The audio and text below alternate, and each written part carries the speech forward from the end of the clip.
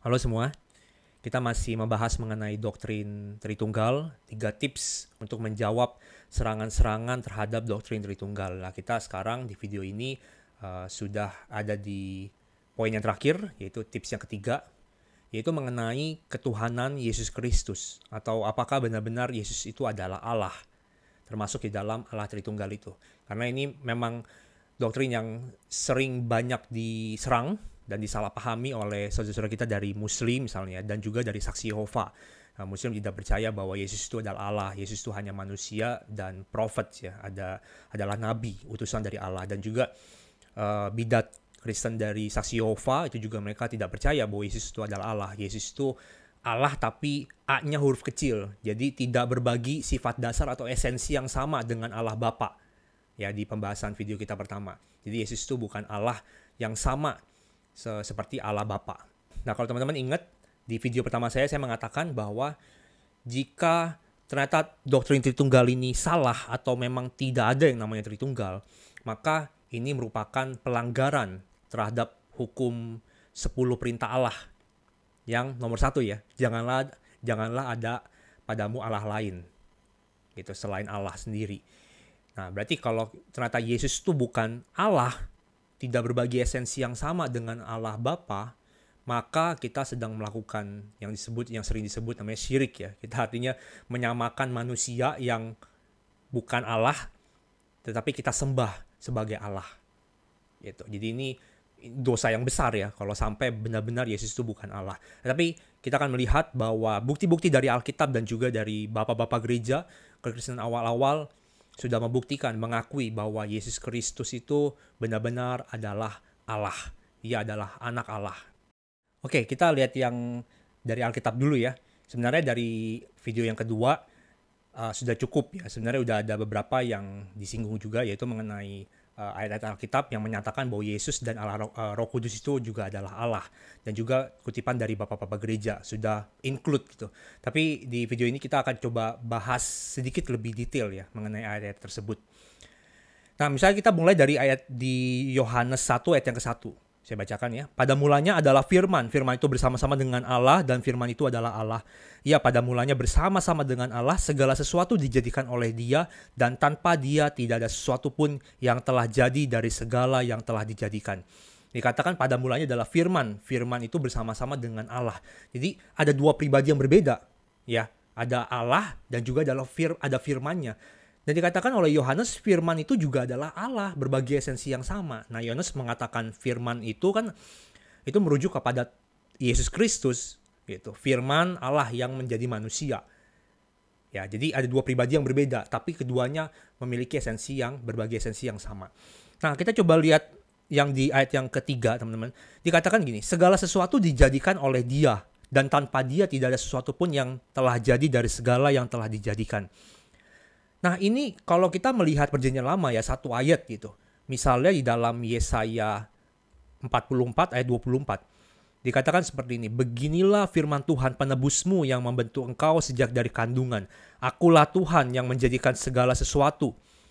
Yang seorang diri membentangkan langit, yang menghamparkan bumi. Siapakah yang mendampingi aku? Nah, kalau kita lihat dua ayat ini ya, kok sepertinya bertentangan ya. Dikatakan di Yesaya 44 ini, akulah Tuhan Yahweh yang menjadikan segala sesuatu. Seorang diri membentangkan langit. Siapa yang mendampingi aku? Tapi di Yohanes 1 ayat 1 itu dikatakan di ayat 3, segala sesuatu dijadikan oleh Dia. Nah, Dia itu siapa? Dia itu firman, itu maksudnya Yesus Kristus. Gitu. Jadi kok sepertinya bertentangan ya. Jadi yang menciptakan tuh firman atau Yahweh Allah Bapa itu yang di dalam Yesaya 44 ayat 24, yang tidak bertentangan, saudara. Karena yang memang firman itu, Yesus Kristus itu juga adalah Allah. Jadi Yesus Kristus itu adalah Yahweh itu loh. Ya, dan mereka bersama-sama di dalam ketritunggalan, mereka sama-sama yang menciptakan langit dan bumi. Gitu. Jadi Yesus Kristus itu adalah YHWH itu yang menciptakan. Di dalam Kejadian 1 ayat 1 dan juga di dalam Yesaya 44 ayat 24 ini. Jadi nggak bertentangan. Ya karena Yesus Kristus berbagi esensi yang sama dengan Allah Bapa. Jadi kealahan Allah itu yang menciptakan langit dan bumi. Jadi nggak masalah. Bapa menciptakan lewat anaknya lewat firman itu. Ya kan? Maka Allah berfirman dalam Kejadian itu. Iya, karena melalui Yesus Kristus adalah firman itu, dan firman itu menjadi manusia. Jadi satu esensi, nggak masalah, tidak bertentangan. Di dalam Markus 14 ayat 60-4 misalnya. Maka imam besar bangkit berdiri di tengah-tengah sidang dan bertanya kepada Yesus, katanya, tidakkah engkau memberi jawab atas tuduhan-tuduhan saksi-saksi ini terhadap engkau? Nah, di ayat yang ke-62 dikatakan jawab Yesus ya. Jadi setelah ia ditanya, apakah engkau Mesias, anak dari yang terpuji? Yesus menjawab, akulah dia, dan kamu akan melihat anak manusia duduk di sebelah kanan yang maha kuasa dan datang di tengah-tengah awan-awan di langit. Lalu di ayat 63, imam besarnya marah. Dikatakan, maka imam besar itu mengoyakkan pakaian dan berkata, untuk apa lagi kita perlu saksi? Dan mereka setuju bahwa Yesus itu harus dihukum mati. Gitu. Loh, kenapa ya? Kok marah ya imam besarnya ya? Ya karena waktu Yesus mengatakan, akulah dia, anak dari yang terpuji, dan kamu akan melihat anak manusia. Ketika Yesus mengatakan anak manusia, maka itu Yesus sedang merujuk kepada nubuatan dari Nabi Daniel di kitab Daniel. Misalnya dalam Daniel 7 ayat 13 dan seterusnya, nanti teman-teman bisa baca. Itu dikatakan bahwa Daniel suatu hari melihat penglihatan bahwa ada seseorang seperti anak manusia turun dari langit dan kepadanya diberikan segala kuasa atas segala ciptaan, gitu, atas segala bangsa. Jadi ini merupakan pribadi yang diberi kuasa, gitu, oleh Allah sendiri terhadap segala ciptaan. Dan ini adalah anak Allah itu sendiri, anak manusia. Itu yang Daniel yang lihat dan tergenapi di dalam Yesus Kristus. Jadi ketika Yesus mengatakan anak manusia, akulah anak manusia akan turun itu, duduk di sebelah kanan Bapa. Siapa yang bisa duduk di sebelah kanan Bapa, saudara? Ada ya kan, selain Allah sendiri, selain anak Allah sendiri, Yesus Kristus. Gitu. Jadi langsung marah karena orang Yahudi langsung connect, oh anak manusia, dia ngaku anak manusia. Berarti langsung connect, oh ini buatan dari kitab Daniel. Mereka sudah langsung connect. Gitu. Jadi Yesus tuh mengaku dirinya sendiri adalah anak Allah, dan dia adalah pribadi anak manusia yang akan diberikan segala kuasa atas segala ciptaan itu. Dan dia berbagi esensi yang sama dengan Allah. Makanya orang Yahudi langsung marah seperti itu. Nah, di ayat yang berikutnya, misalnya di Yohanes 10 ayat 30, ego kai hopater hen esmen. Ini yang saya sudah sebut di video 2 ya. The Father and I are one. Jadi aku dan Bapa adalah satu. Ini eksplisit sekali. Aku dan Bapa adalah satu. Jadi berbagi esensi yang sama. Lalu misalnya di Yohanes 8 ayat 58. Nah, ini juga seru ya. Kata Yesus kepada mereka, aku berkata kepadamu, sesungguhnya sebelum Abraham jadi, aku telah ada. Ini konteksnya Yesus sedang berdebat itu ya sama orang-orang Yahudi pada waktu itu. Dan Yesus mengatakan, sebelum Abraham jadi, aku telah ada. Dan dikatakan dia seterusnya, orang-orang pada marah dan ingin membunuh Yesus, ingin melempar Yesus. Lah, itu sering sekali di Yohanes diceritakan Yesus tuh ingin dilempar pakai batu ya. Sering banget. Nah, kenapa mereka marah? Kalau dilihat dari bahasa Indonesia memang kita kurang terlihat. Sekali lagi ya, kalau dalam bahasa Indonesia memang kata-katanya terbatas. Tapi kalau kita melihat dalam konteks dalam bahasa Inggris, teman-teman, ini akan lebih jelas. Dikatakan gini, Jesus said to them, truly, truly, I say to you, before Abraham was, I am. Ada yang aneh nggak, teman-teman? Harusnya ya, before Abraham was born, gitu. I had been, gitu misalnya ya kan. Jadi sebelum Abraham ada kan harusnya kata bahasa Inggrisnya itu juga kan pas dong ya kan. Tapi dikatakan di sini I am. Before Abraham was born, I am. Apa maksudnya ya I am? Nah, kenapa mereka marah ketika mendengar Yesus mengatakan I am? Nah, ternyata ini merujuk kepada Keluaran 3 ayat yang 14. Kalau teman-teman ingat, kisahnya di waktu Musa itu pertama kali dipanggil oleh Allah, Allah menunjukkan dirinya dalam bentuk semak belukar yang terbakar ya kan. Dan terjadi diskusi gitu ya. Musa tarik ulur, lalu Musa akhirnya mengatakan gini, nanti kalau orang-orang Israel tanya engkau ini namanya siapa, aku harus jawab apa? Allah mengatakan seperti ini kan.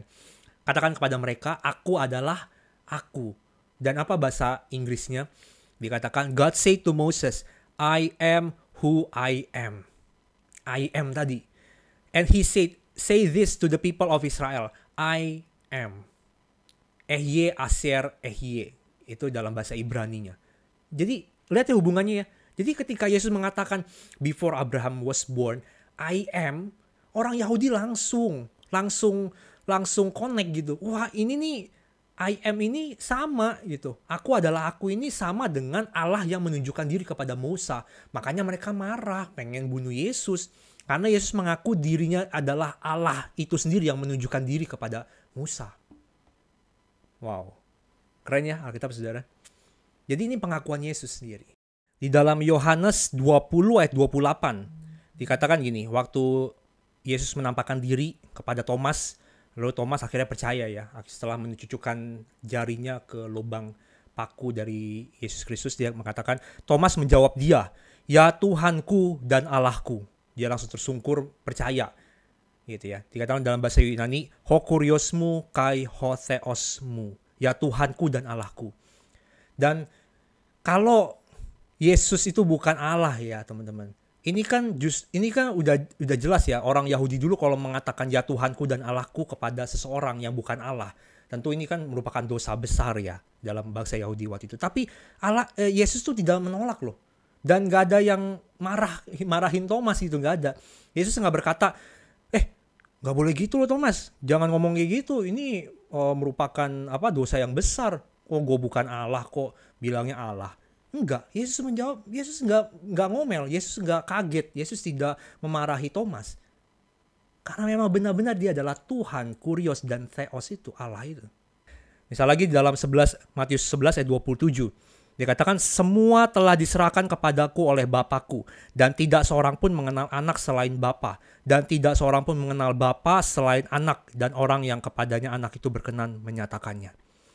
Tunggu teman-teman, kalau lihat ini ya, ada yang aneh ya. Dikatakan gini, semua telah diserahkan kepadaku oleh Bapakku, dan tidak seorang pun mengenal Allah selain Bapa, mengenal anak selain Bapa, dan tidak seorang pun mengenal Bapa selain anak. Coba perhatikan kalimat yang ini ya. Tidak seorang pun mengenal anak, yaitu dia sendiri maksudnya, selain Bapa.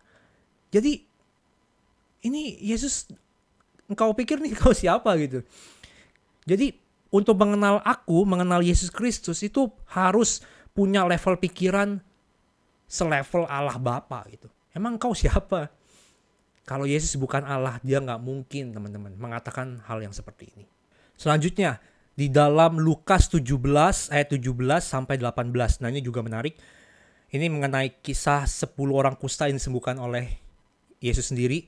Dikatakan seperti ini. Lalu Yesus berkata, bukankah ke-10 orang tadi semuanya telah menjadi tahir? Jadi ketika mereka di tengah jalan yang Yesus suruh untuk tunjukkan kami imam-imam, 10-10-nya tahir, 10-10-nya sembuh.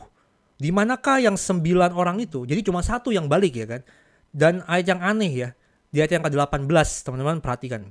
Tidak adakah di antara mereka yang kembali untuk memuliakan Allah selain daripada orang asing ini? Kok berani ya Tuhan Yesus mengatakan gini? Tidak adakah di antara mereka yang kembali untuk memuliakan Allah? Ngapain memuliakan Allah harus balik ke Tuhan Yesus? Kan 1 orang ini balik ya, setelah sembuh dia kembali kepada Tuhan untuk mengucap syukur. Ngapain memuliakan Allah harus balik ke Tuhan Yesus teman-teman? Kan mereka disuruh pergi ke bait Allah kan? Tempat di mana imam-imam itu ada untuk membuktikan bahwa mereka telah sembuh. Kenapa nggak memuliakan Allah di bait Allah? Emang nggak bisa memuliakan Allah di bait Allah? Kenapa harus balik ke Tuhan Yesus? Kalau Yesus bukan Allah, dia nggak mungkin bilang ini teman-teman. Oke, nah sekarang kita masuk ke dalam kekalahan Roh Kudus. Nah ini ada 2 ayat. Misalnya dalam Yohanes 14 ayat yang ke-16. Dikatakan, aku akan minta kepada Bapa dan ia akan memberikan kepadamu seorang penolong yang lain, supaya ia menyertai kamu selama-lamanya, yaitu Roh kebenaran. Dunia tidak dapat menerima dia, sebab dunia tidak melihat dia dan tidak mengenal dia. Tapi kamu mengenal dia, sebab ia menyertai kamu dan akan diam di dalam kamu. Jadi ini sudah jelas teman-teman, ini adalah Roh Kudus, Parakletos, penolong, ya dalam bahasa Yunani-nya Parakletos, advocate ya, dalam bahasa Inggrisnya itu advocate, penolong yang lain. Dan dikatakan kalau ia adalah diutus oleh Bapa dan Anak gitu ya teman-teman. Jadi ini pasti pribadi yang lain, betul ya. Dan dia akan menyertai kamu selama-lamanya. Tidak mungkin kalau ini bukan pribadi dapat, dan pribadi itu adalah Allah, dapat menyertai orang-orang percaya pada waktu itu selama-lamanya. Tidak mungkin. Jadi ini jelas bahwa ini Roh Kudus ini adalah pribadi yang terpisah dari Bapa dan Anak. Udah nggak mungkin kan, kalau ini anak juga, Yesus juga kan nggak mungkin. Masa Yesus naik ke surga terus turun lagi untuk menyertai orang selama-lamanya, kan nggak. Jadi Yesus itu menyertai orang-orang percaya melalui Roh Kudusnya. Dan juga misalnya dalam Kisah Rasul pasal yang kelima ayat 3-4. Ini mengenai Ananias dan Safira. Dikatakan seperti ini ya, perhatikan. Tetapi Petrus berkata, Ananias, mengapa hatimu dikuasai iblis sehingga engkau mendustai Roh Kudus? Roh Kudus, oke? Dan menahan sebagian dari hasil penjualan tanah itu. Selama tanah itu tidak dijual, bukankah itu tetap kepunyaanmu? Dan setelah dijual, bukankah hasilnya itu tetap dalam kuasamu? Mengapa engkau merencanakan perbuatan itu dalam hatimu? Engkau bukan mendustai manusia, perhatikan, tetapi mendustai Allah. Loh, tadi di ayat yang ketiga katanya mendustai Roh Kudus, tapi di ayat 4 kok Petrus tiba-tiba bilang mendustai Allah? Ya ini udah jelas, Roh Kudus itu adalah Roh Allah itu sendiri, dan dia juga adalah Allah. Dan juga banyak banget di dalam surat-surat Paulus mengenai kealahan Roh Kudus, yaitu Roh Kudus itu bisa didukakan. Janganlah kamu mendukakan Roh Kudus. Itu Roh Kudus turun ke atas kamu, memberikan kamu kuasa. Kisah Rasul 1 ayat 8. Dan banyak hal lain ya di dalam surat-surat Paulus dalam Alkitab Perjanjian Baru khususnya. Itu sudah jelas membuktikan bahwa Roh Kudus itu adalah pribadi Allah, roh yang keluar dari Allah sendiri. Oke, sekarang kita melihat kutipan dari bapak-bapak gereja ya. Ini hanya sedikit karena di video yang kedua itu udah banyak sekali, itu juga membuktikan ajaran-ajaran bapak gereja bahwa Yesus dan Roh Kudus itu juga adalah Allah itu sendiri ya. Tapi ini saya tambahkan, misalnya di dalam Irenaeus ya. Irenaeus, kalau teman-teman ingat, Irenaeus adalah murid dari Polikarpus, dan Polikarpus itu adalah murid dari Rasul Yohanes sendiri. Jadi cucu muridnya Yohanes gitu ya, Irenaeus. Dikatakan di dalam Against Heresies, buku 3, chapter 19 nomor 1. Namun demikian, apa yang tidak dapat dikatakan oleh seorang pun yang hidup bahwa ia Kristus sendiri adalah sungguh Tuhan dan Allah, dapat dilihat oleh mereka yang telah memperoleh bahkan sedikit bagian kebenaran. Saya juga berikutnya dari Santo Clement dari Alexandria, dia hidup tahun 150 sampai 215 kira-kira, dalam Exhortation of to the Heathen. Dikatakan Sang Sabda, firman, Kristus adalah penyebab dari asal mula kita, karena ia ada di dalam Allah, dan penyebab dari kesejahteraan kita. Dan sekarang Sang Sabda yang sama ini telah menjelma menjadi manusia. Ia sendiri adalah Tuhan dan manusia, dan sumber dari semua yang baik ada pada kita. Jadi udah jelas, dan banyak banget lagi yang mengutip mengenai Yesus itu adalah Allah dan juga Roh Kudus. Saudara kita dari Muslim sering menyerang ya, mana mungkin Allah itu jadi manusia gitu. Nah, kita bisa menjawab bahwa di dalam Muslim pun juga punya pengertian bahwa Al-Quran itu juga adalah firman Allah ya. Dikatakan dalam Al-Quran surah 43 ayat yang keempat, firman Allah itu, Al-Quran itu ada di dalam umul kitab yang bersama-sama dengan Allah. Kalau misalnya firman Allah itu di dalam Islam bisa menjadi buku yang ditulis ya, Al-Quran itu kan Muhammad mendapat wahyu, ceritanya dapat wahyu, lalu nanti kata-kata yang dikatakan Muhammad itu nanti ditulis gitu oleh pengikut-pengikutnya ya, Abu Bakar, ada Uthman, juga ada Zaid ibn Thabit dan sebagainya gitu. Mereka yang mencoba menyatukan gitu teks-teks yang dikumpulkan, yang ditulis oleh pengikut-pengikut Muhammad jadi satu kodeks, jadi satu buku gitu yang sebutnya Al-Quran yang orang-orang Muslim itu miliki. Nah, kenapa firman Allah kamu di dalam Islam boleh menjadi buku? Kenapa firman Allah di dalam kekristenan tidak bisa menjadi manusia? Nggak fair dong. Katanya Allah tidak bisa dibatasi, Allah itu bisa berbuat apapun gitu. Loh, kenapa firman Allah di dalam Muslim, dalam Islam itu boleh menjadi buku, dan kenapa di dalam kekristenan firman Allah itu tidak bisa menjadi manusia? Kenapa nggak bisa? Bisa banget. Banyak yang berkeberatan, Yesus itu kok anak Allah. Emang siapa bidannya? Kalau anak itu kan berarti ada papanya, ya papanya Allah itu. Terus jadi Allah itu kawin sama siapa sehingga bisa punya anak, yaitu Yesus Kristus. Ya pemikirannya tentu ini keliru ya teman. Anak itu tidak selalu berpengertian secara biologis. Ya, tidak selalu. Karena ada banyak hal juga dalam sehari-hari kita yang menggunakan kata anak tetapi tidak bermakna secara biologis. Misalnya kita mengatakan anak tangga gitu ya. Emang tangga punya istri gitu ya? Enggak kan, anak tangga, anak kunci, anak bangsa, putra-putri bangsa. Ya, Sumpah Pemuda, kami ini adalah putra-putri bangsa Indonesia gitu. Kan tidak berarti Indonesia punya istri atau punya keluarga yang melahirkan kita. Tidak kan, artinya adalah Kita ini adalah bagian gitu di dalam bangsa Indonesia. Kita ini lahir di Indonesia, punya identitas sebagai orang Indonesia, dan kita berjuang untuk kepentingan Indonesia. Identitas kita gitu. Kita adalah bagian dari Indonesia. Jadi tidak selalu berpengertian secara biologis. Ya, bukan berarti Allah itu kawin lalu melahirkan Allah lain gitu, yaitu Yesus Kristus. Bukan. Maksudnya adalah Yesus Kristus itu keluar dari Allah, firman Allah gitu kan. Firman Allah kan keluar dari Allah, dilahirkan oleh Allah. Dalam arti ya dilahirkan, apa yang dilahirkan itu selalu punya natur yang sama dengan siapa yang melahirkan, betul ya. Jadi ketika Yesus dikatakan anak Allah, ya Yesus itu adalah Allah. Anak Allah ya Allah juga gitu loh. Anak Allah dan adalah Allah, nggak masalah. Anak monyet ya monyet. Anak kucing ya kucing, iya nggak? Anak manusia siapa? Ya manusia. Jadi apa yang dilahirkan itu selalu punya natur yang sama dengan yang melahirkan. Kalau ciptaan beda gitu. Jadi Yesus itu bukan ciptaan, karena ciptaan tidak punya natur yang sama dengan penciptanya. Kita sebagai manusia ya, kita nggak mungkin bisa menciptakan manusia, nggak bisa. Cara untuk bisa membuat manusia gitu ya, dengan melahirkan, kita melahirkan anak yang adalah manusia juga. Tapi mencipta gitu ya, buat gitu. Mencipta nggak bisa. Allah juga nggak mungkin menciptakan Allah ya. Jadi firman yang keluar dari Allah, yaitu bagian dari Allah sendiri, ya keluar dari Allah. Ya yang keluar firman ini, logos ini, yaitu juga Allah juga dong. Karena kan bersatu, ada di dalam Allah sendiri. Roh Kudus juga sama. Roh Kudus juga keluar dari Bapa dan Anak. Ya tentu saja Roh Kudus itu punya natur yang sama dengan Bapa dan juga Anak. Jadi cara menjawabnya itu ya, buktikan kepada mereka yang menyerang kita bahwa Yesus itu adalah Allah, yaitu sudah dibuktikan di dalam Alkitab dan ajaran-ajaran Bapak Gereja. Jadi Yesus itu baru jadi Tuhan bukan baru pada tahun 325 itu di Konsili Nisea yang kemarin kita bahas. Bukan. Tapi memang itu adalah ajaran Alkitab sendiri.